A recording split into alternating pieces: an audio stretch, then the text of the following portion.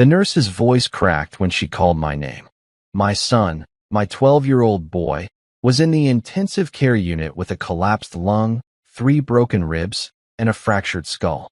The doctor used the word sustained when describing the attack. That word kept repeating in my head. Sustained. Like someone didn't just hit my kid once. They kept going. They didn't stop. And the person I trusted most in this world, my wife of 15 years, knew exactly who did it. Hit like, subscribe for more betrayal stories, and comment your city or country. I remember the exact moment everything shattered. It was a Tuesday evening, and I was closing up the hardware store where I worked. My phone buzzed. Unknown number. I almost didn't answer, but something made me pick up. Mr. Nathaniel Graves? The voice was professional, controlled, a police dispatcher's tone. My stomach dropped before she even finished her sentence. Your son, Marcus, was brought to county medical approximately 40 minutes ago. He's been in an accident. You need to come immediately. Accident. That's what I thought they said. Accident. Like he fell off a bike or got hit by a car. My mind couldn't process anything else. I drove to the hospital in a blur, breaking every speed limit, my hands shaking so badly I could barely grip the steering wheel. The parking lot seemed to stretch forever. The doors to the emergency room felt like they weighed 1,000 pounds. The waiting room was cold and bright in that way hospitals are, fluorescent lights making everything look unreal, like being inside a nightmare you can't wake up from. A nurse with tired eyes pointed me toward the ICU. 3rd floor, room 317. When I walked in, I didn't recognize my own son. Marcus lay in the bed connected to machines that beeped and hissed and kept him breathing. His face was swollen beyond recognition. Both eyes were bruised shut. His left arm was in a cast. There were stitches along his forehead, and the monitor above him showed his oxygen levels, his heart rate, numbers that meant he was fighting just to stay alive. I grabbed his hand, the one not in a cast, and I fell apart. Not crying. Not yet. Just breaking. Inside my chest, something fundamental shattered. A doctor came in. A woman with kind eyes, but a serious mouth. She told me my son had been found unconscious in an alley behind Middleton Park by a jogger. The initial assessment suggested blunt force trauma to the torso and head. Sustained blunt force. That phrase again. Sustained. We've stabilized him, she said. But he has a pneumothorax, a collapsed lung, and we've had to intubate him. He's sedated right now for his safety. There's also bleeding in the subdural space around his brain. We're monitoring it closely. The next 48 hours are critical. I couldn't speak. I couldn't ask questions. I just stared at my son's broken body and wondered how this happened. How could this happen? Then the police officer arrived. Detective James Collins. Tall, with gray threading through his dark hair and the kind of exhausted expression that comes from seeing too much. He asked if I had a moment to talk. A moment. Like this was something small. Like my son wasn't on life support. Do you know anyone named Adrian Voss? He asked. I shook my head. Adrian Voss is 26 years old. Has a record, assault, drug possession, probation violation. He was identified by a witness who saw the attack. According to that witness, your son was targeted specifically. Voss knew who he was looking for. My brain wasn't connecting the dots. Targeted? He's 12. He's a child. Why would anyone target a child? Detective Collins shifted his weight. He looked uncomfortable. The way people look when they're about to say something that changes everything. That's what we're trying to figure out. But here's what we know. Voss was paid. Someone gave him money and a description and told him to hurt your son. Badly. The witness heard him say it. The room tilted. The walls seemed to close in. Paid. I heard my voice, but it sounded distant. Paid by who? That's the investigation now. We're looking at motive. Family disputes. Business conflicts. Revenge situations. He paused. Do you have any enemies? Anyone who might want to hurt you through your family? I thought about my life. I'm not a man who makes enemies. I manage a hardware store. I go home. I spend time with my family. I coach Marcus's soccer team on weekends. I'm ordinary. Completely ordinary. But then my phone buzzed. A text from my wife, Eliza. Where are you? Why aren't you home? I hadn't even called her. I'd been so focused on getting to Marcus that I forgot to call my wife and tell her our son was in the hospital. I need to call my wife, I said to the detective. She doesn't know yet. He nodded, but there was something in his expression, something that made me look up. What? I asked. What aren't you telling me? We're still investigating, he said carefully. But the witness, the person who called 911, they mentioned someone else was there initially. Someone who spoke to Adrian Voss before the attack. A woman. She drove away before we could identify her. My throat went dry. What did she look like? Early 40s. Dark hair. The witness wasn't entirely clear on details, but they said the woman seemed to know Voss. Seemed familiar with him. I stood up. I walked to the window. I looked out at the parking lot and the city beyond it, and I couldn't move. Couldn't breathe. Mr. Graves? I pulled out my phone.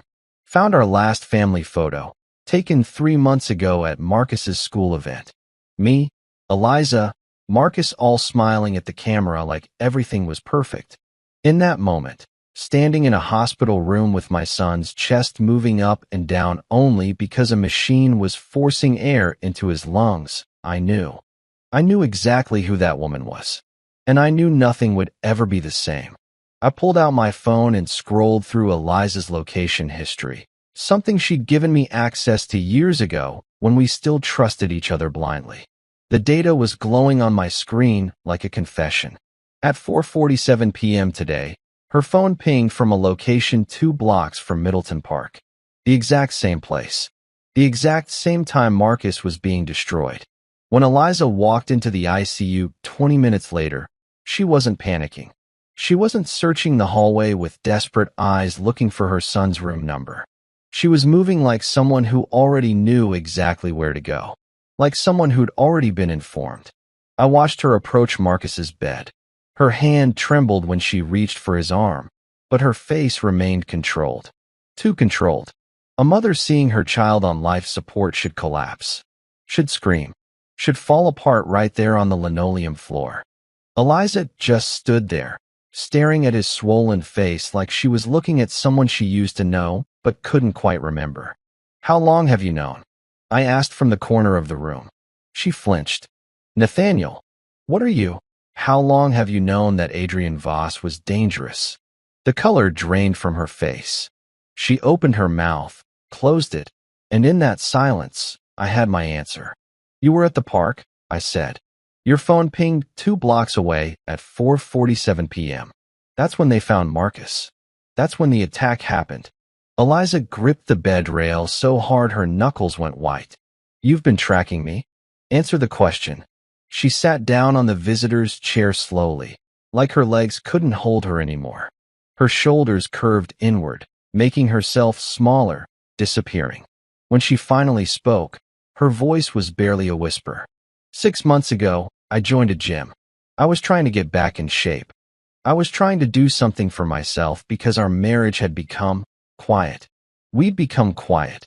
She looked up at me, and I saw something in her eyes that made my stomach twist. Guilt, but also something else. Justification. He was a trainer there. Adrian. He was charming. He listened to me. He made me feel seen. You had an affair. Yes.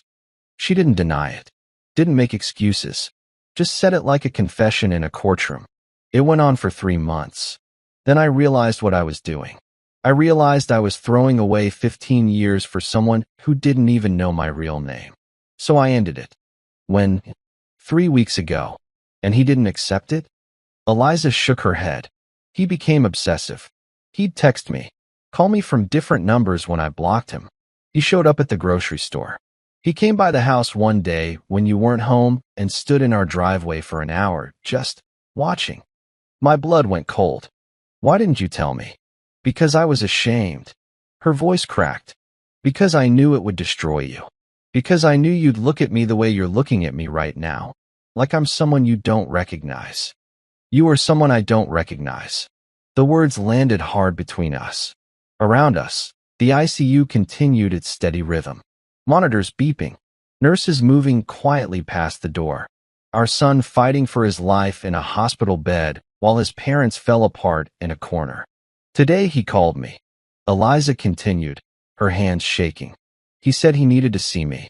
He said he had something important to tell me. I thought he was just being manipulative again, trying to pull me back in. So I agreed to meet him just to tell him one final time that it was over, that I was done, that he needed to leave me alone. At the park. Yes, I met him by the parking lot.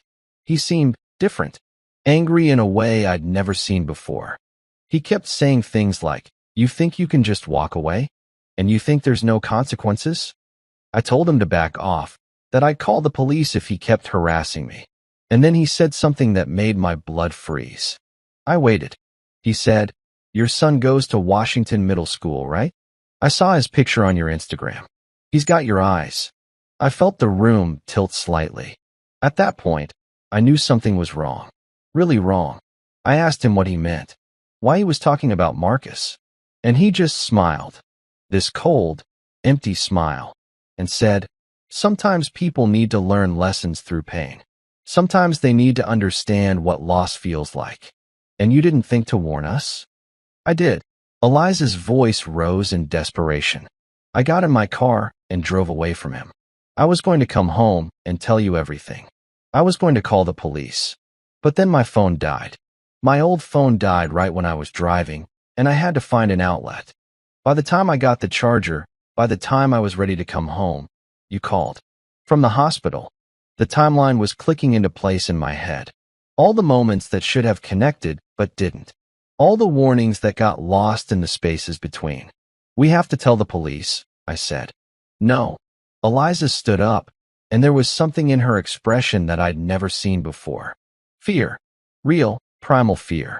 "Nathaniel, if I tell them I was involved with Adrian, if I tell them I met with him today, they're going to think I set Marcus up. They're going to think I was part of this. I could go to prison. You were part of this." I wasn't. I had nothing to do with Marcus being hurt. Nothing. You kept secrets. You let a dangerous man into our lives, and then didn't warn us when he threatened our son. You had an affair with him. My voice was steady, but every word felt like it was cutting me open from the inside. You made choices, Eliza. Those choices led directly to Marcus lying in that bed. Before she could respond, there was a knock on the door. A man in a Navy uniform stood in the doorway. He looked to be in his early 40s, with a scar that ran from his left temple down to his jaw. His eyes were steel gray and completely focused on me. "Mr. Graves? I'm Colin Reeves. I'm a retired Navy SEAL, and I came here tonight because I heard about Adrian Voss." He stepped into the room, and his presence seemed to fill every inch of available space. 3 years ago, Voss attacked me in a parking garage. He tried to kill me, put me in the hospital for 2 months. Eliza made a small sound. Fear, recognition, something breaking inside her. "I've been looking for him ever since," Colin continued, his jaw tightening. "And when I heard about your son, I knew. Voss doesn't just attack random people. He targets them. There's always a reason." His eyes moved to Eliza. "And I think you know exactly why he targeted your son." In that moment, everything shifted. It wasn't just about my wife's affair anymore. It wasn't just about betrayal or lies or broken promises. There was something darker underneath it all. Something Colin Reeves had been hunting for 3 years. And now, my son had become part of whatever that was. Colin pulled a chair next to Marcus's bed and sat down like he had every right to be there. Like this was his investigation, his fight. He didn't take his eyes off Eliza as he spoke. "Adrian Voss has a pattern," he said, his voice low and measured. "He doesn't do random attacks. He targets people connected to situations he blames for his own failures. 3 years ago, he came after me because I testified against his brother in a court case. His brother was convicted of trafficking. Voss blamed me for his family falling apart." I looked at Eliza. Her face had gone ashen. "So this is connected to you?" I asked her. "To something you did before you met Voss?" "No," she said quickly. "I didn't do anything to him. I barely knew him before." "Before what?" Colin leaned forward. Before you started sleeping with him? Or before you dumped him? The way he said it made it clear he already knew the answers. This wasn't an interrogation. It was confirmation. I think Voss approached you on purpose, Colin continued.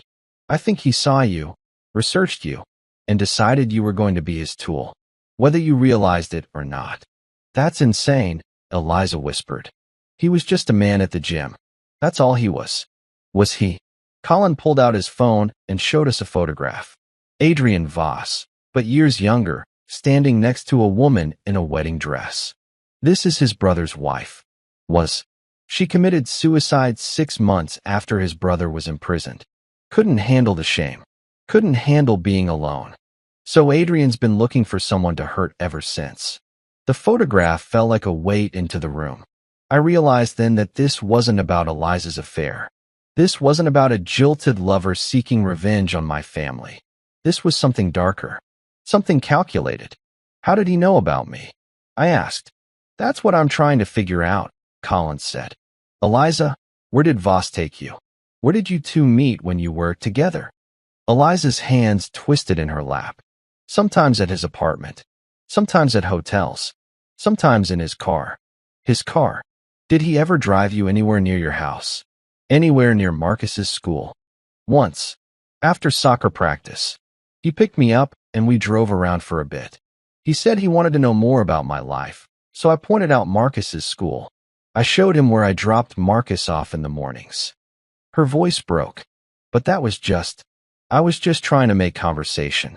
You gave him the information he needed, Colin said flatly. School location. Routine. And then your son became vulnerable. I felt something inside me shatter, not metaphorically, but physically. Like my heart had cracked open and everything I was supposed to feel was pouring out of me all at once. Rage. Grief. Betrayal. Helplessness. Why are you here? I asked Colin. How did you even know about Marcus? I've been tracking Voss for 3 years. I have alerts set up for his name, his known associates, any crimes that match his pattern. When I heard about a kid attack near Middleton Park by someone matching his description, I knew. And I came because I knew the police wouldn't connect all the dots fast enough. Voss is careful. He plans. And if he attacked your son, there's a reason. There's always a reason. The reason is my wife, I said bitterly. Partially, Colin agreed. But I don't think that's the whole story. I think Voss used your wife to get close to your family. The question is why your family specifically. I looked at him. What do you mean? Colin stood up and walked to the window. He stared out at the city for a long moment before turning back to face us. I've spent 3 years researching Voss. I know his patterns. I know how he thinks. And I know that he doesn't pick targets randomly. He picks them because he believes they owe him something. That they've wronged him or his family in some way. Colin's eyes locked onto mine. So my question for you, Mr. Graves, is this. What did you do to him? I've never met him. I don't know who he is. Maybe not directly, Colin said. But indirectly? Through your work? Through something in your past? I shook my head. I manage a hardware store. I go home. I live a normal life. Colin studied me for a long moment, then nodded slowly. Okay, then we need to find another connection. He turned to Eliza. Did Voss ever talk about his family? About why he was angry? Did he ever mention anyone else's name? Eliza thought hard. He mentioned his brother. And his brother's wife. He said she died. He said it was because of the system.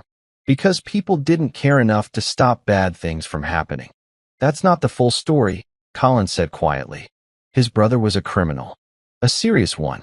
And his wife, she made a choice. But Voss doesn't see it that way. He sees it as people betraying him. The room fell silent except for the steady beep of Marcus's monitors. There's something you're not telling us, I said to Colin. Something about why you're really here. Why you're so invested in this case. Colin's jaw clenched. He reached down and pulled up his shirt slightly, revealing a jagged scar that ran across his ribs. When Voss attacked me 3 years ago, he didn't just try to hurt me. He tried to destroy me. He broke 3 of my ribs, fractured my skull, and left me for dead in that parking garage. I spent 6 months in recovery. 6 months thinking about who could hate me that much. He lowered his shirt. And then I started digging. I found out about his brother, about the trial, about the testimony that put him away. And I realized Voss was blaming me for something I didn't do. I was just doing my job as a witness. But you survived, Eliza said. You're here. You recovered. I did, Colin said. But not everyone does. Some people don't get that second chance. His eyes moved to Marcus's unconscious form. Your son might not get that second chance. And if Voss isn't stopped, he's going to keep hunting. He's going to keep destroying families until someone stops him. I felt the weight of that statement settle on my shoulders. This wasn't just about my family anymore. This was about stopping a man who decided that justice meant revenge on anyone he could reach. What do we do? I asked. First, you tell the police everything, Colin said, looking at Eliza. Everything about your relationship with Voss. Everything he said, everything he did.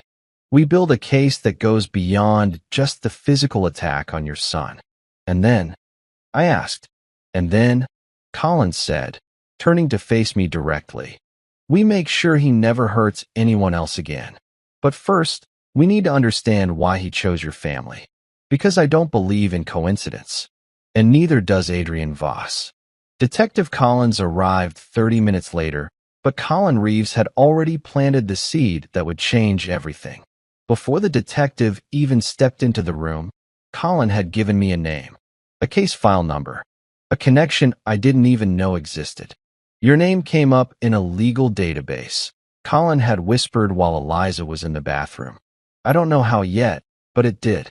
When I ran your background against Voss's known grudges, your name appeared. We need to find out why. Collins was a different kind of cop than the one I'd spoken to earlier. This one had a file folder already prepared, already had questions that went deeper than surface level. He sat down across from me in the hospital cafeteria, away from Eliza, away from Marcus's room, and opened his folder. I've been talking to Adrian Voss's cellmate from 2 years ago, Collins said without preamble. Voss spent 8 months in county lockup for an assault charge that didn't stick. While he was inside, he talked about his grudges. A lot. His cellmate documented some of it. I waited. Your name came up, Collins continued. But not in connection with anything you directly did. It was in connection with someone else. Someone named Hunter Graves. My stomach dropped. My brother. Your brother. He died 5 years ago, correct? Yes. Car accident. Collins opened the folder and slid a photograph across the table. It was a police report from 7 years ago. The headline read, Drunk Driving Arrest. Hunter Graves, age 24, blood alcohol, level .18. Your brother was arrested for driving under the influence, Collins said. He was heading home from a bar called the Midnight Room. Do you know that place? I didn't answer. I didn't need to. The memory was already flooding back. Hunter calling me at 2 a.m, asking me to pick him up because he was too drunk to drive. Me refusing. Me telling him to call a cab or sleep it off in his car. Me being angry at him for the 100th time for making the same mistakes over and over. The arresting officer, Collins continued, was named Marcus Voss, Adrian's older brother, the same man who later went to prison for trafficking. The room seemed to stop spinning for just a moment, then spin faster. Hunter's case was eventually dropped, Collins said. No conviction. But that night, Marcus Voss was the one who arrested him. That night, Hunter sat in a cell for 8 hours. According to Voss's cellmate, Adrian has always blamed your family for humiliating his brother, for putting him through the system when he was just doing his job as a cop. Adrian saw it as the beginning of everything that went wrong for his family. That's insane, I said. We didn't cause any of that. Rational people understand that, Collins said. Irrational people with a history of violence see things differently. Voss saw your brother reject help from a cop he respected, saw his brother get caught up in the system, and blamed your entire family for not treating his brother with enough respect. I felt sick. My refusal to pick up my drunk brother 15 years ago had set off a chain reaction that ended with my son in an ICU bed. There's more, Collins said, sliding another document across. 2 weeks before the attack on your son, Voss approached someone at a bar, asked questions about your family, specifically about you, about where you worked, about your routine. Who did he approach? A bartender named Violet. She works at the Midnight Room, the same bar where your brother was arrested. Everything was connected. Every thread led back to a single night 15 years ago when I told my brother to figure it out himself. So this is my fault, I said flatly. This is Adrian Voss's fault, Collins corrected. He made the choice to hurt your son. But understanding the connection is important because it tells us how his mind works. It tells us what he's likely to do next. What do you mean, what he's likely to do next? He's in custody, right? He's arrested? Collins hesitated. That hesitation told me everything I needed to know. We brought him in for questioning, but we don't have enough to hold him yet. The witness didn't see him actually commit the assault. They only saw him near the scene. He claims he was at the park for a completely innocent reason. Without more evidence, without a confession, he walks. I stood up. He nearly killed my son. I know, Collins said quietly. But the system requires proof. The witness is credible, but they didn't see the actual attack. Voss was smart enough to make sure of that. Colin appeared in the doorway of the cafeteria at that exact moment, like he'd been waiting for this news. Like he'd known what Collins would say. He's being released, Collins said to me, not as a question, but as a statement. Within the hour, Collins confirmed. His lawyer is pushing for it now. I felt something inside me shift. Not break, shift. Like a door opening to a room I didn't know existed inside myself. What happens to him when he gets out? I asked. We'll be monitoring him, Collins said. We have surveillance. We have officers watching his apartment. But legally, he's free to go. Unless he does something else, Collins said, stepping fully into the room. Unless he makes another mistake. Unless he tries to finish what he started. Collins looked between us. I don't like where this is heading. No one's heading anywhere, Collins said calmly. I'm just saying that sometimes justice is a process. Sometimes it takes time. And sometimes people have to protect themselves while that process unfolds. After Collins left, Colin pulled me aside. His scarred face was calm, but his eyes burned with something I recognized. Purpose. Focused, deliberate purpose. Your son didn't deserve this, Collins said. And you didn't cause this, no matter what you might think. But now you have a choice to make. You can let the system handle it and hope for the best. Or you can let me help you ensure that Adrian Voss never hurts another child. What does that mean? I asked, though I already knew the answer. It means, Collins said, that some people only understand one language. And I'm fluent in it. Colin never explicitly told me what he was planning. That wasn't how he operated. Instead, he asked questions. Specific questions that forced me to think about things I'd been avoiding. How long has Eliza been lying to you? He asked as we sat in the hospital hallway while Marcus slept. Not just about Voss. About everything. Because infidelity doesn't start with a single conversation. It starts with small disconnections. Small resentments. Small secrets. I didn't answer immediately. I was thinking back through the past 6 months. The late nights at the gym. The new clothes. The way she'd started checking her phone obsessively. The times she'd seemed distant, like her mind was somewhere else entirely. Longer than she admitted, I finally said. And the relationship with Voss, you believe it was purely physical? Or was there something more? I don't know anymore. I don't know what to believe. Colin nodded like this was the answer he expected. People are rarely who we think they are. And the people closest to us are the best at hiding their true selves. He pulled out his phone and showed me a series of photographs. Adrian Voss in different locations around the city. Voss at a coffee shop. Voss at a gas station. Voss outside a building I recognized immediately. That's my house, I said. That's Adrian Voss doing reconnaissance on your family, Colin corrected. This was taken 4 months ago, before he ever met Eliza at the gym, before the affair started. I believe Voss identified your family first, then engineered the relationship with your wife. He used her to get closer, to understand your routines, to find the perfect moment to strike at Marcus. The implications hit me like a physical blow. Eliza hadn't been seduced by Voss. She'd been selected, used, manipulated into becoming a tool in his revenge. So she's a victim too, I said, and the words felt strange in my mouth. Victims and perpetrators aren't always easy to distinguish, Collins said. She made choices. Bad choices. Choices that put your son in danger. But yes, she was also being manipulated by a predator. That doesn't erase her responsibility, but it explains the mechanics of how this happened. A nurse walked past us in the hallway. Colin waited until she was out of earshot before continuing. There's something else I found out, he said quietly. About Voss's brother, Marcus. The cop who arrested your brother. What about him? He didn't just go to prison for trafficking. The case was connected to something bigger. A ring that was operating out of the ports. Federal involvement. Your brother's arrest report. It was connected to an investigation that eventually brought down Marcus Voss's entire operation. How is my brother connected to that? He wasn't, not directly. But the arresting officer filed a report that night. Your brother's DUI arrest. That report went into the system. And that report eventually caught the attention of federal investigators looking into Marcus Voss's connections. The timeline suggests that your brother's arrest, filed by Marcus Voss himself, ultimately led to the investigation that destroyed his career. I felt the weight of that revelation. My refusal to pick up my drunk brother. The arrest that followed.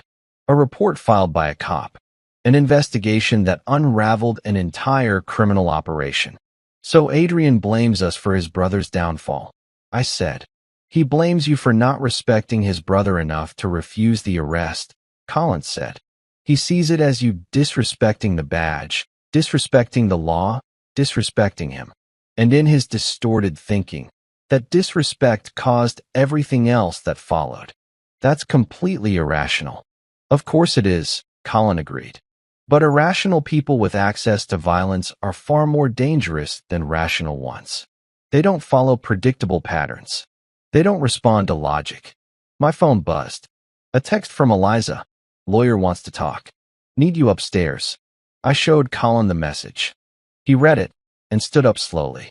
Your wife is going to need legal counsel, he said. She's going to face questions about her involvement with Voss. She might face charges for failing to report a threat. Things are going to get complicated for her. For your family. What do you suggest? I suggest you focus on your son, on his recovery. And I suggest you stop thinking about revenge and start thinking about justice. Is there a difference? Colin looked at me for a long moment.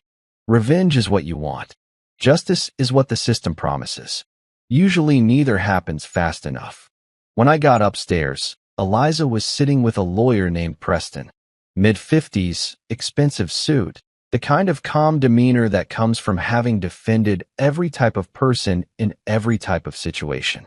Your wife is in a complicated position, Preston said without preamble. She was in contact with a known aggressor.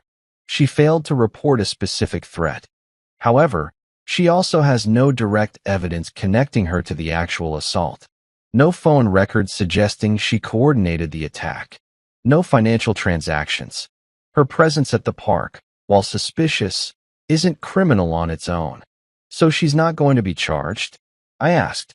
Not unless new evidence surfaces, Preston said. But there's another complication. Adrian Voss is being released within the hour. And the prosecutor's office is concerned that he might see Eliza as a liability. Someone who could testify against him. Someone who could provide information about his movements, his plans, his motivations. You think he'll come after her? I said. I think we need to prepare for that possibility, Preston said. Which is why I'm recommending that your family be placed in protective custody, at least temporarily, until we understand the full scope of this situation and until Voss is dealt with through proper legal channels. I looked at Eliza. She looked smaller than I'd ever seen her. Diminished. Frightened. I'll arrange it, Preston said, standing up. You'll need to pack essentials. You'll be moved to a secure location. Your son will stay here under police protection until he's stable enough to be moved. As Preston left to make arrangements, Eliza reached out and grabbed my hand. I didn't know, she whispered. I didn't know any of this. I didn't know Voss was manipulating me. I didn't know about your brother's arrest. I didn't know that meeting him at the gym was part of some larger plan. I didn't say anything. I just held her hand, not because I forgave her, but because in that moment, we were both victims of something we didn't fully understand. Colin appeared in the doorway again. There's been a development, he said quietly. Voss didn't wait for his release. He walked out an hour ago. Apparently his lawyer convinced the DA that they had insufficient evidence to hold him. He's out on the streets right now. And there's no surveillance because he moved faster than anyone expected. The room went cold. Where is he? I asked. That, Colin said, is the question everyone's asking. The police are searching for him, but I suspect he has one goal in mind. And it's not to disappear quietly. The safe house was a rental property in a quiet neighborhood 40 minutes outside the city. Nondescript. Single story. The kind of place people forgot existed the moment they drove past it. A uniformed officer sat in an unmarked car outside, while another one swept the interior every 6 hours for surveillance equipment. Preston had arranged everything with the efficiency of someone who'd done this 100 times before. Eliza packed a bag. I packed a bag. We were escorted in separate vehicles to make it harder to follow. Standard protocol for witness protection, Preston explained. Though Eliza wasn't technically a witness, she was more complicated than that. The news broke the next morning. Man released in assault case disappears from custody. The headline made it sound like Voss had vanished into thin air, but Colin knew better. He showed up at the safe house that evening with information the police hadn't released to the public yet. Voss went to his apartment, collected some things, and left, Colin said, sitting at the kitchen table while an officer stood quietly in the corner. But before he left, he made 3 phone calls. All to burner phones that we can't trace. All lasting less than 30 seconds each. He was sending messages. Signals. To who? I asked. That's what we're trying to figure out. Voss doesn't work alone. He has contacts. People he trusts. People who might be helping him. Detective Collins arrived an hour later with search warrant documentation and a grim expression. He set a folder on the table in front of me. We found something at Voss's apartment, Collins said. Photographs of your family. Hundreds of them. Dating back months. Your son at school. Your son at soccer practice. You at work. Your wife at the gym, at the grocery store, at restaurants. He was documenting everything. I opened the folder and felt my stomach turn. The images were systematic. Clinical. Voss hadn't been acting on impulse or passion. He'd been conducting surveillance like a military operation. There's something else, Collins continued. We found correspondence. Emails to someone named Morgan. We've been trying to identify her, but she's careful.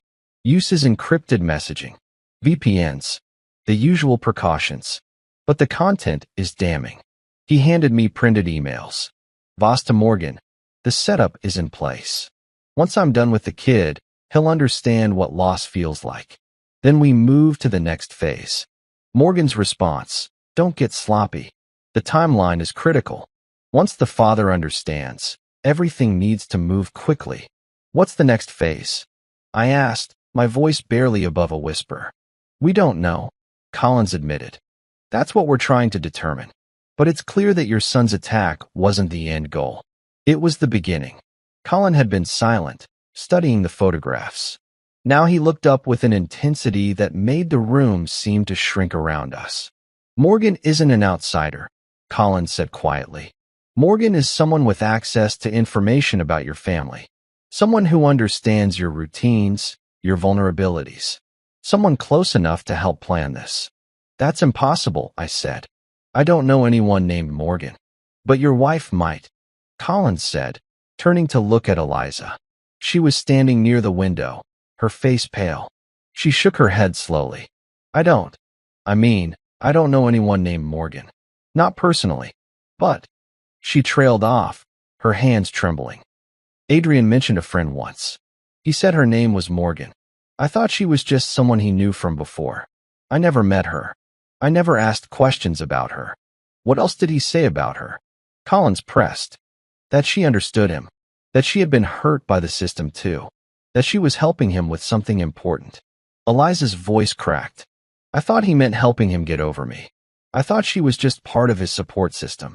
Colin and Collins exchanged a look that communicated entire conversations without words. We need to find Morgan, Collins said, standing up. She's the key to understanding what comes next. The investigation shifted after that. Police pulled financial records. They traced phone numbers. They interviewed everyone Adrian Voss had ever known. The picture that emerged was fragmented but terrifying.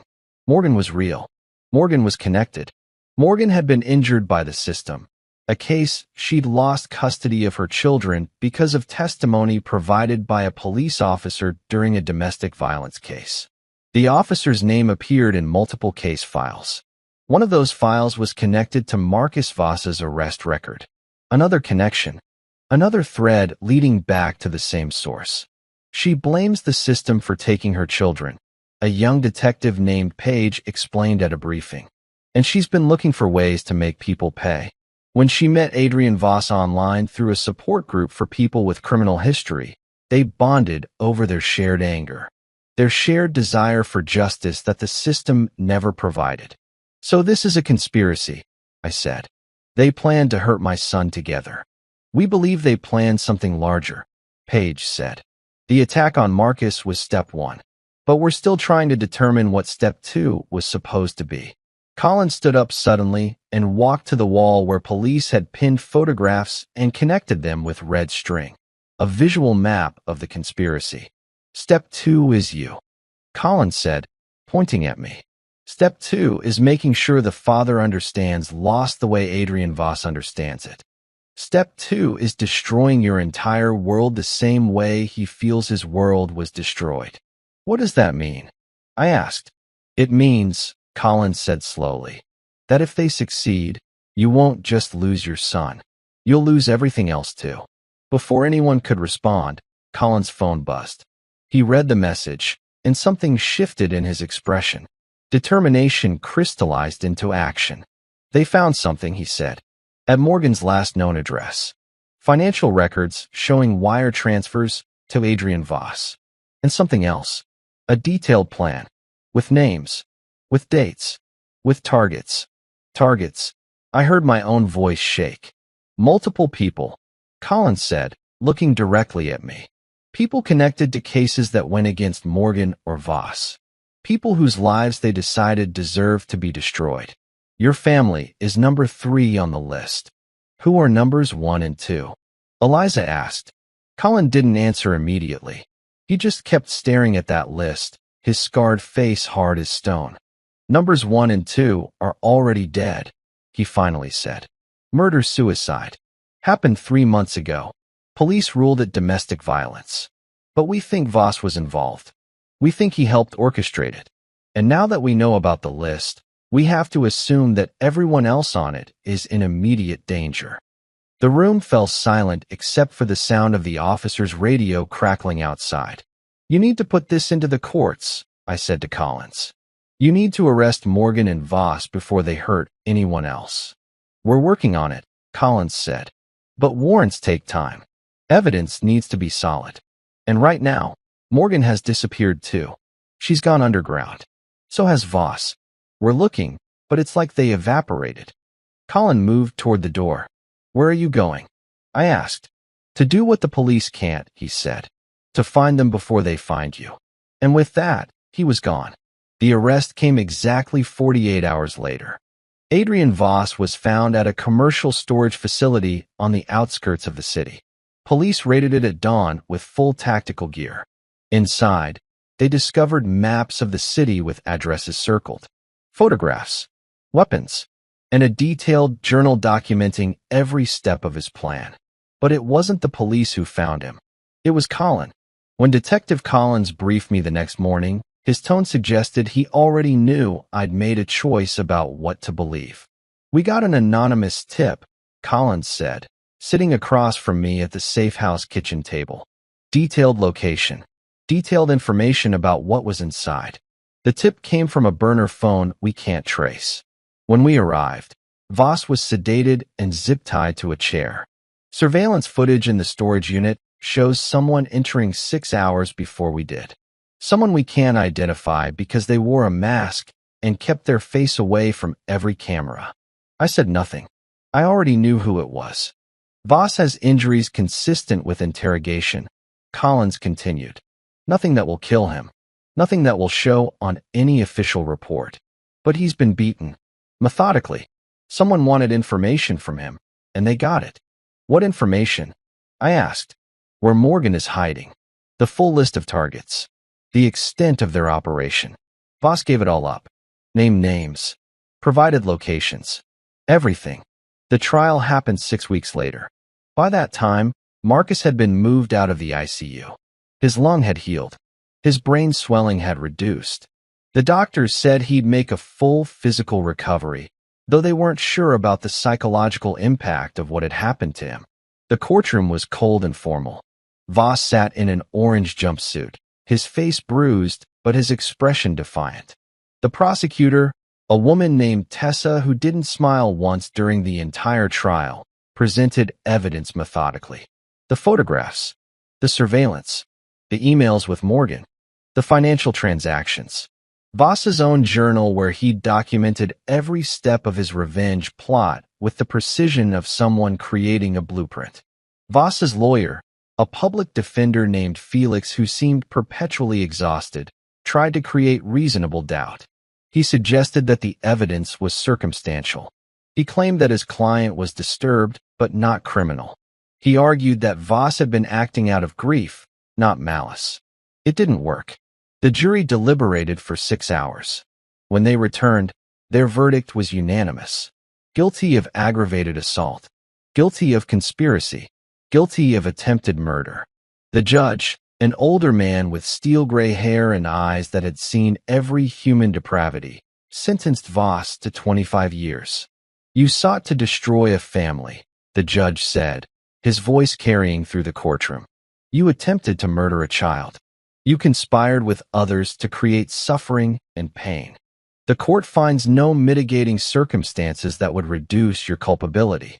You will serve a sentence of 25 years in a state penitentiary, with no possibility of parole for a minimum of 15 years. Voss didn't react. He just stared ahead like the sentence was something happening to someone else in some other room. But Morgan was never found. Despite the information Voss provided, despite the searches and the surveillance, Morgan vanished completely. Her apartment was empty. Her job was abandoned.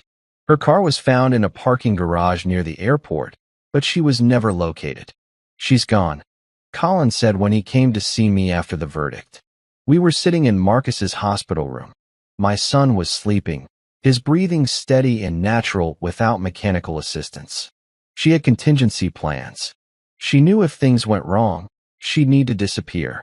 Voss couldn't give us anything that would lead to her because she never trusted him with that information. So she just gets away with it? I asked. For now, Collins said.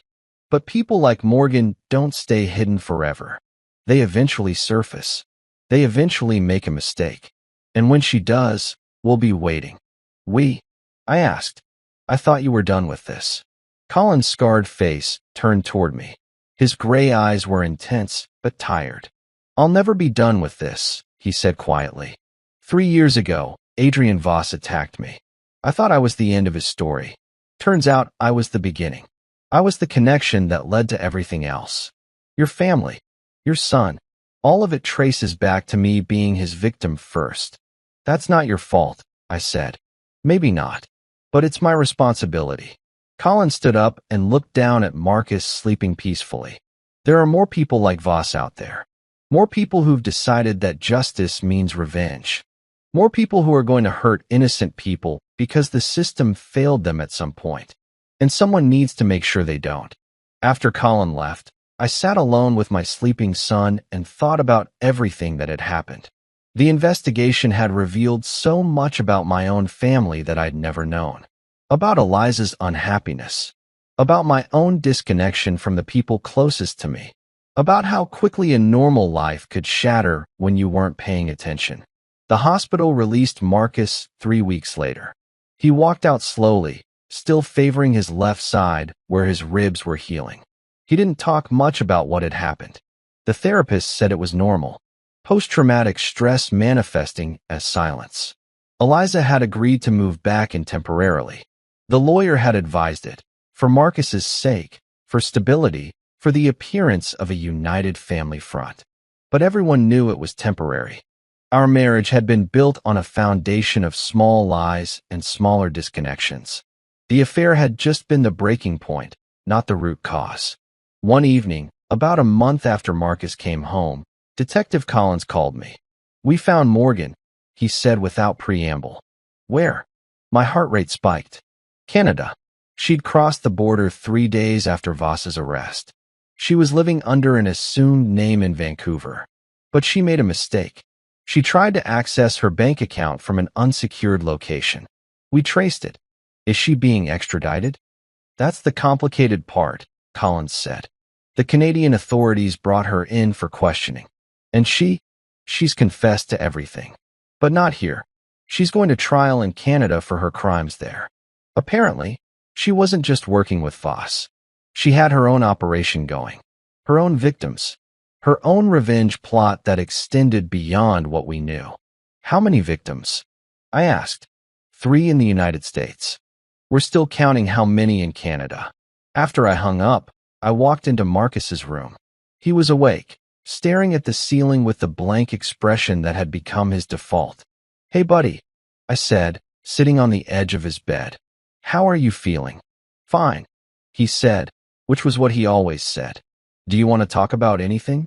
He was silent for a long moment. Then, why did that man hurt me? I'd been dreading this question, hoping it wouldn't come, but I knew it would eventually. Because a long time ago, something bad happened to his family. And instead of finding real justice, he decided to hurt innocent people instead. He decided you were the one to hurt. "That's not fair," Marcus said. "No," I agreed. "It's not fair.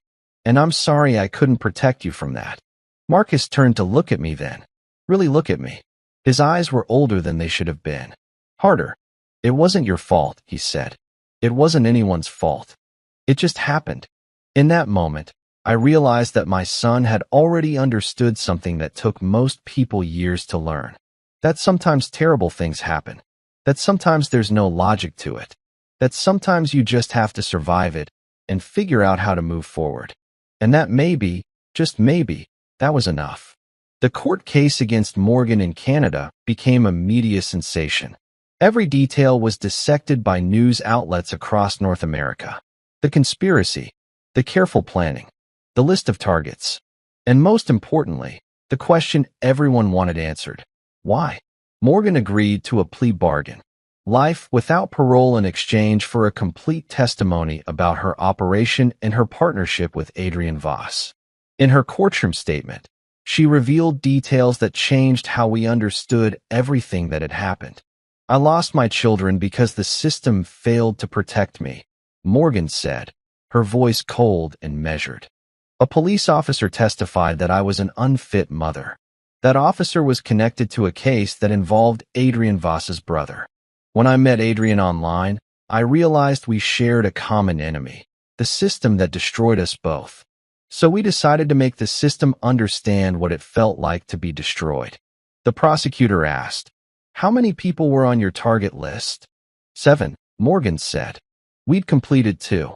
Adrian was working on the 3rd. If we'd succeeded with all 7, we would have then moved to the people we blamed most directly. The judges, the lawyers, the officers who testified against us. It was terrorism dressed up as personal revenge. It was conspiracy wearing the mask of justice." Colin watched the trial footage from the safe house, his expression unchanging. He'd been coming by regularly since Voss's conviction, never staying long, always bringing information that helped me understand the broader context of what had happened. "There are more like them," Colin said one afternoon while Marcus was at physical therapy. "People who've decided that the system failed them, and now they're taking justice into their own hands. Some are organized, some are acting independently, but they all operate on the same principle. Make someone else suffer because they suffered. How do you stop them? I asked. You don't, Colin said flatly. You can't stop human nature. You can only prepare for it. You can only make sure that when it happens, you're ready to respond. Eliza had moved out 2 weeks after Marcus came home. The lawyers had drawn up separation papers. The divorce would be finalized within 6 months. It wasn't dramatic or painful in the way I'd expected. It was just inevitable. Two people who had lost trust in each other and in the foundation of their life together. The affair had just been the symptom, not the disease. But something unexpected happened during the legal proceedings. Eliza's lawyer contacted me with an offer. Your wife wants to establish a fund, her attorney explained, for victims of targeted violence, for people whose families have been destroyed by revenge plots similar to hers. She's willing to contribute a significant portion of her divorce settlement toward this fund. I met with Eliza at a coffee shop near her new apartment. She looked different, smaller, but also somehow stronger, like she'd shed something heavy and discovered she could still stand. I need to do something, she said without preamble. I need to try to make some kind of amends for what I enabled, for what my choices helped create. This fund isn't about forgiveness. It's about responsibility. We talked for 2 hours. About her therapy. About her understanding of how she'd been manipulated. About her guilt over Marcus. About the way she was trying to rebuild her life while acknowledging what she'd destroyed in the process. I'll support the fund, I told her. And I'll help however I can. She looked relieved. Not forgiven, but less alone in carrying the weight of what had happened. The investigation into Morgan's operation in Canada uncovered additional victims we didn't know existed. Families that had been targeted. People whose lives had been destroyed because Morgan had decided they represented the system that took her children away. One of these victims was a man named Dominic, a social worker who had filed a report that led to Morgan losing custody. When we discovered he'd been on the target list, Detective Collins reached out to him about the safe house fund Eliza was establishing. I want to be part of this, Dominic said when we met. I want to help other people who are going through what I went through. I want to help people understand that revenge doesn't heal anything. It just spreads the wound. So the fund became a movement. Slowly, quietly, people started coming forward. People who'd been touched by revenge plots. People who'd lost family members to violence motivated by perceived injustice. People who wanted to do something productive with their pain instead of spreading it to others. Marcus started speaking to some of these people. Not about his trauma, his therapist advised against that, but about recovery, about moving forward, about finding meaning after violence. I didn't do anything to that man, Marcus would say simply. I didn't cause his pain, but I was still hurt because of it. And I have a choice now about what to do with that hurt. I can use it to understand other people's pain, or I can use it to hurt them back. I'm choosing the first thing. Out of the mouths of babes, as they say, my 12-year-old son had stumbled onto a wisdom that took most people decades to discover. Colin attended one of the fund's first events, a community gathering for victims of targeted violence. He stood in the back of the room, watching as people shared their stories. His scarred face was unreadable, but something about his posture had changed. The rigid tension that had characterized his presence for months had softened slightly. After the event, he pulled me aside. You're doing something important here, he said. You're breaking the cycle, creating a space where people can heal instead of seeking revenge. That matters. We owe it to the people who were hurt, I said. We owe it to the people like Morgan and Voss who couldn't find another way. Colin nodded slowly. I've spent 3 years hunting Adrian Voss. I was as obsessed with revenge as he was with his. I just wrapped it in a different kind of justice. He paused, looking away. Maybe this is what healing actually looks like. Not victory, not revenge, just acknowledging the pain and trying to prevent it in others. Before he left that night, Colin gave me an envelope.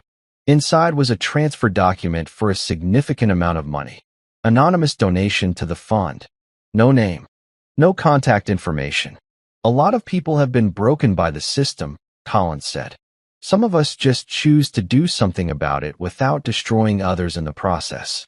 Detective Collins was promoted to lieutenant based on the successful resolution of the Voss Morgan conspiracy case. One of his first acts in his new position was to establish a specialized unit focused on revenge-motivated crimes. He reached out to me about consulting with them. "You understand this better than most," Collins said. "You've lived it, and you've survived it without becoming consumed by it. That's rare." I started consulting with the unit part-time while maintaining my job at the hardware store.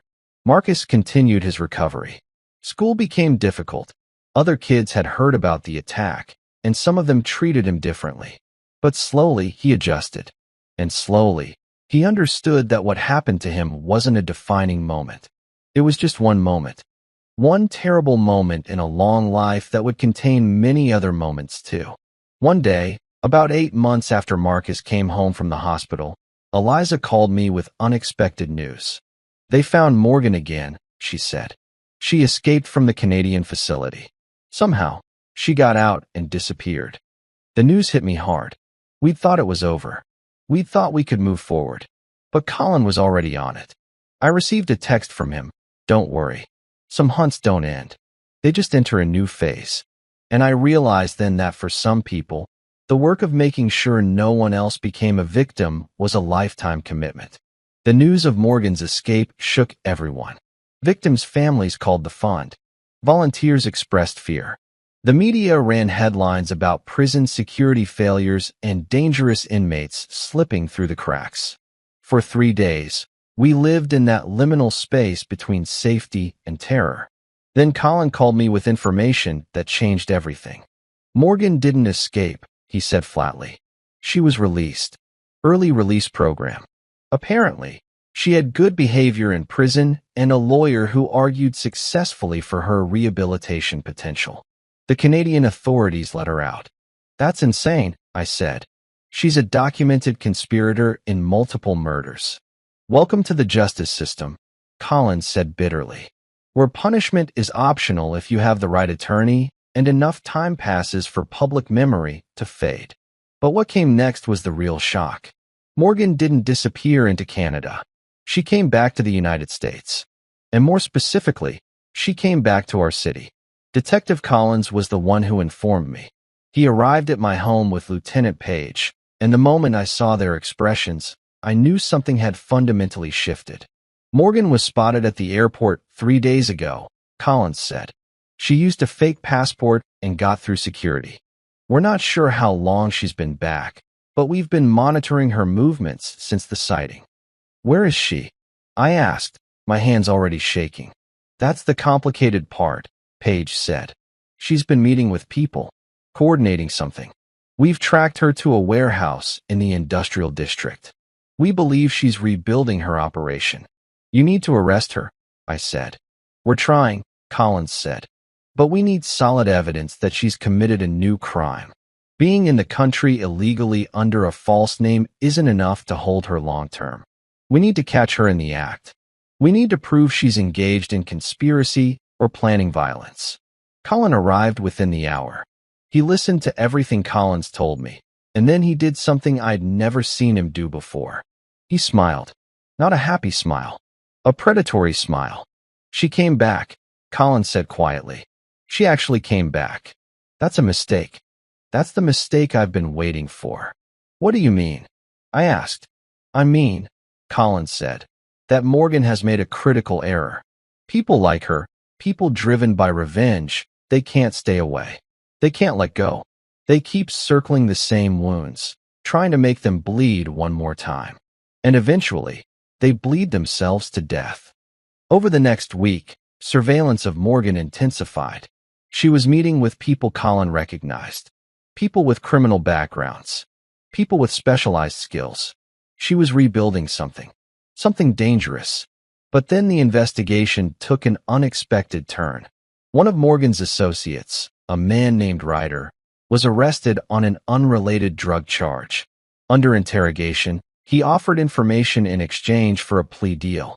"Morgan's planning something big," Ryder told Detective Collins. "She's targeting multiple people. People she blames for her children being taken away, but also people connected to Voss. She's trying to avenge him while also pursuing her own revenge. She's coordinating with people in the prison system, people willing to help her create chaos. How many people is she targeting? Collins asked.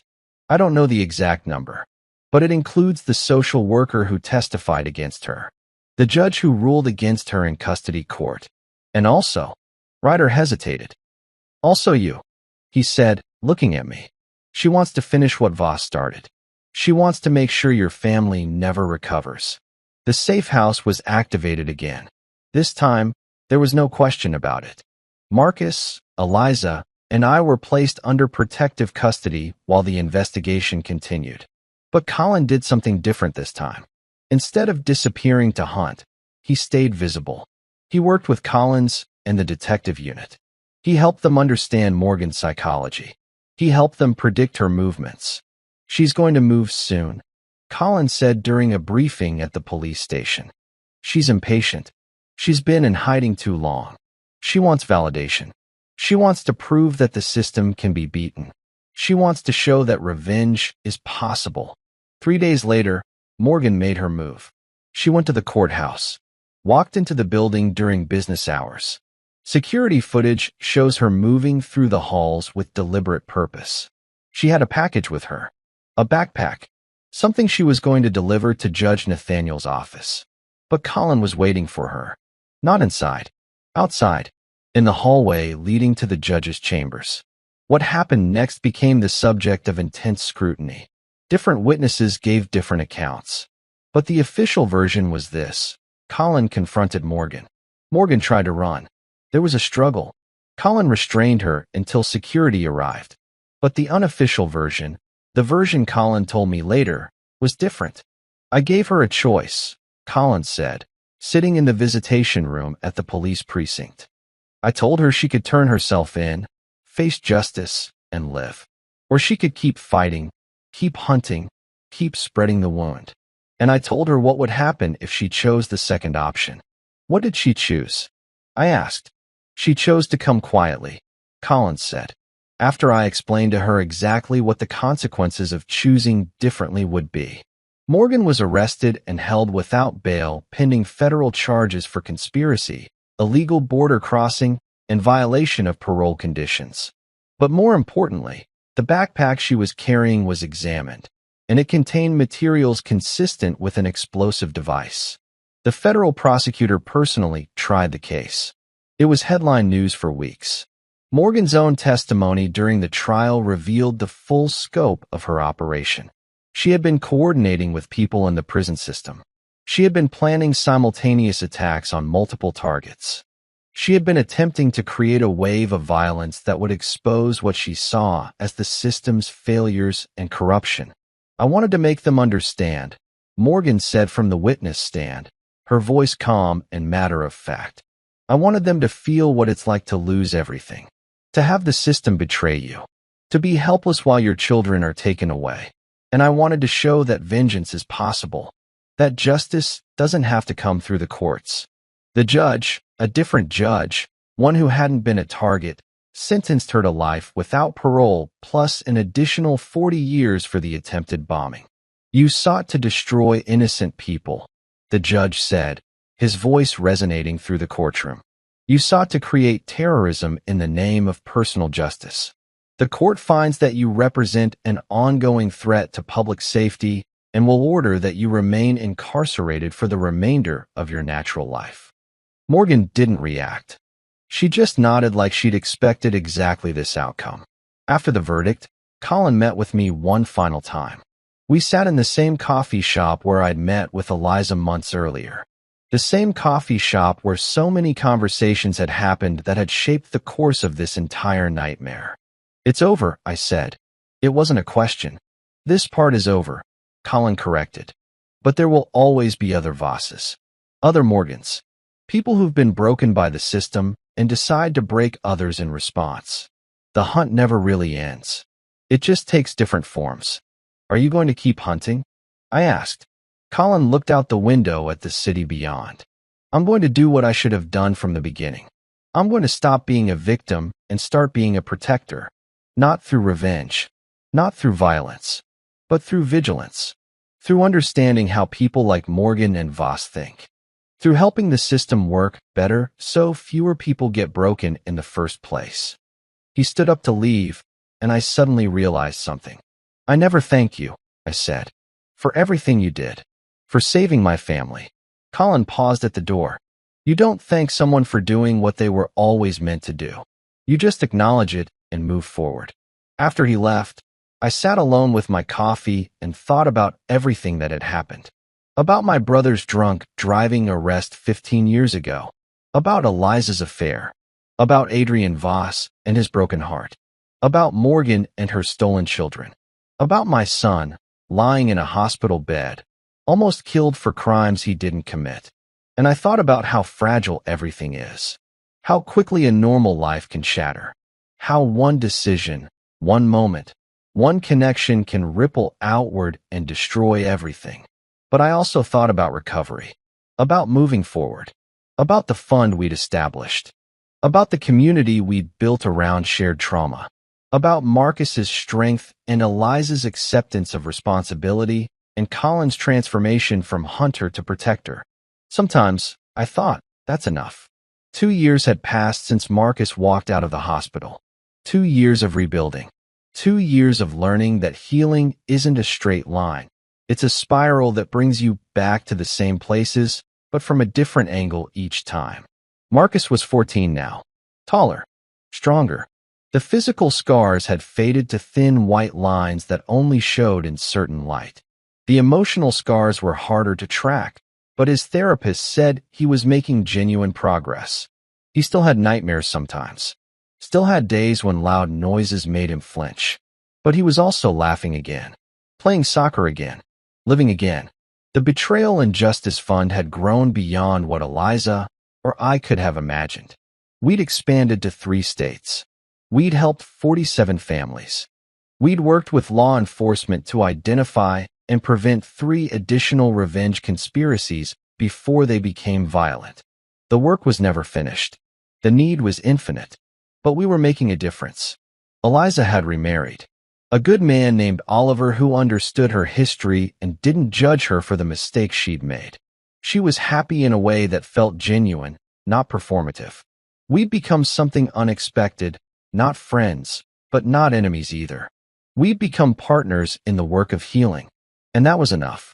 Colin had left law enforcement officially. He'd started his own consulting firm focused on identifying revenge-motivated violence patterns and helping organizations prevent them. He'd also become the fund's unofficial advisor, helping us understand the psychology of perpetrators and protect potential victims. But something changed for Colin last month. Something that brought him to my house on a Thursday evening with news that shifted everything again. Morgan escaped, he said without preamble. From federal prison. She's gone. Missing for 10 days before anyone noticed because of a clerical error in the system. My stomach dropped. I thought we were done. I thought this was over. Where? I asked. We don't know. But I need you to understand something. Colin sat down heavily. Morgan's escape wasn't random. She had help. Someone on the inside. Someone who risked everything to get her out. And that means she has allies we don't know about. People who believe in her. People who are willing to help her continue her work. What does that mean for us? I asked, thinking of Marcus upstairs doing homework. It means, Colin said carefully, that this fight isn't over. But it also means we're not alone. Because we're building something that Morgan and Voss never could. We're building a community. A network of people who've been touched by violence, but chose healing over revenge. And that's more powerful than any conspiracy. The next morning, I woke Marcus early. We sat on the porch with coffee for him and hot chocolate for me, watching the sun rise over the neighborhood. I need to tell you something, I said. Something difficult. Marcus listened without interrupting as I explained about Morgan's escape. About the possibility that the danger wasn't entirely behind us. About how we'd need to be vigilant, but not paralyzed by fear. When I finished, Marcus was quiet for a long moment. Then he said something that surprised me. I'm not scared, he said. I mean, I am a little. But I'm not like how I was before. I know now that bad things can happen. But I also know that there are people who care enough to protect us. People like Detective Collins and Colin and you and Mom. I know I'm not alone in it. And that makes it different. He was right. That did make it different. That evening, I sat down and started writing. Not a diary entry, not a confession, but a story. The story of what had happened to my family. The story of Adrienne Voss and Morgan and Colin and the journey from victim to survivor to protector. I wrote it all down. Every detail, every pain, every moment of grace. Because I realized something. Our story wasn't just about what happened to us. It was about what could happen to anyone. It was a warning and a roadmap. It was a testament to how quickly everything can change and how slowly we can rebuild. I published the story online. Not anonymously. My name. My family's name. Our real story without any embellishment. And the response was immediate and overwhelming. Messages poured in from people who recognized themselves in the story. People who'd been victims of revenge. People who'd been damaged by the system. People who were trying to find their way from trauma to healing. They thanked me for telling the truth. For not sanitizing it. For showing that survival was possible. One message stood out. It came from a woman named Kendra. My daughter is in the hospital right now because someone who felt wronged by the system decided to hurt her. I read your story and I realized I'm not alone. I realized that my daughter can survive this. That we can survive this. Thank you for showing me that healing is possible. I showed the message to Marcus. This is what you're going to do with your hurt, he said. You're going to help other people. You're going to make sure it meant something. 3 months later, Marcus stood up at a community event for the fund and told his story. Not all of it, just the parts about recovery. About learning to live with the scars instead of being destroyed by them. About understanding that what happened to him wasn't his fault and wasn't his identity. When he finished speaking, the room full of families who'd been touched by violence stood up and applauded. And I saw something in Marcus's face that I hadn't seen in 2 years. Not just healing, but purpose. The understanding that his suffering could be transformed into something that helped others. After the event, a young man approached me. He couldn't have been more than 18. His name was Julian, and he was a victim of a revenge plot orchestrated by someone who blamed his father for a business decision that had consequences for the perpetrator. I want to help with the fund, Julian said. I want to speak to other people who've been hurt. I want to tell them that they're not defined by what happened to them. I hired him on the spot. Over the next few months, the fund expanded again. We brought on 5 new staff members, all of them people who'd survived revenge-motivated violence. We started a podcast where survivors told their stories. We created educational materials for schools and community centers about understanding revenge psychology. And then, 2 weeks ago, something unexpected happened. Morgan was found. Not by law enforcement. By Colin. He showed up at my house at midnight with news that he didn't share with the police until the next morning. She's in custody, Colin said simply. She made contact with someone in her network who was actually undercover law enforcement. She thought she was meeting with an ally. She was actually walking into an arrest. Morgan was returned to federal prison. They added 30 years to her sentence for the escape. But what shocked everyone was what she confessed to during her interrogation. She'd been trying to organize a network of people she saw as victims of the system. She'd been attempting to coordinate a nationwide operation that would target people she blamed for her suffering. She'd been building something far larger and more dangerous than anyone had realized. Federal agents followed the threads of her network. They arrested 12 people across 5 states. They prevented what could have been a coordinated wave of violence. At a press conference, the federal prosecutor said, "This investigation was successful because one man, Colin Reeves, a retired Navy SEAL, was able to predict Morgan's behavior and stay ahead of her. His insights into revenge psychology and perpetrator patterns were invaluable to law enforcement." Colin didn't attend the press conference. When I asked him why, he said simply, "The work matters. The recognition doesn't." Last night, Marcus and I were talking about the future, about his plans for college, about his desire to study psychology and work with trauma survivors. I want to understand why people like Morgan and Voss make the choices they make, he said. I want to help them find another way before they hurt someone. I want to do what Colin does, but on the prevention side instead of the response side. That's a noble goal, I said. It's personal, Marcus corrected. But I think that's okay. I think the best work comes from understanding your own pain and then using that to help others avoid it. He's right. That's exactly what we've been doing. All of us. All of the survivors who've joined the fund. All of the people who've decided that their suffering doesn't have to define their entire life. All of the people who've chosen healing over revenge, despite how much easier revenge would have been. The last time I saw Colin, he told me something that I've been thinking about ever since. Your family was targeted by two people who believed the system had failed them so completely that revenge was the only justice available, he said. But your family didn't respond with more violence. You responded with compassion and community building and understanding. That's the real victory. Not that Morgan and Voss are in prison, but that your family chose a different path. I think about that every day now. About how easily we could have gone the other direction. How easily I could have let rage consume me. How easily I could have become exactly like the people who hurt us. But I didn't. We didn't. And that's the legacy that matters. Not just survival, but transformation. The understanding that pain can be alchemized into purpose. That trauma can become the foundation for helping others. That revenge is a dead end, but healing, real, genuine, difficult healing, opens doors you didn't even know were there. Story is finished.